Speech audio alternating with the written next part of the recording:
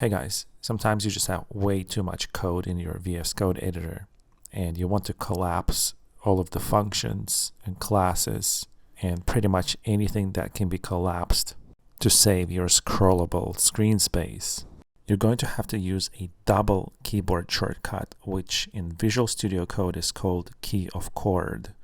So the first key of chord you want to press is the Control K or Command K on the Mac. Now you can release the first key of chord and press the second key of chord, which is Control 0 or Command 0 on the Mac.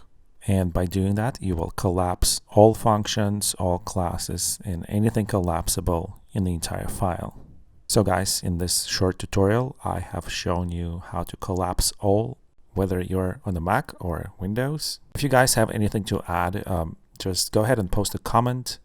A lot of the time, it actually gives me new ideas to make tutorials about.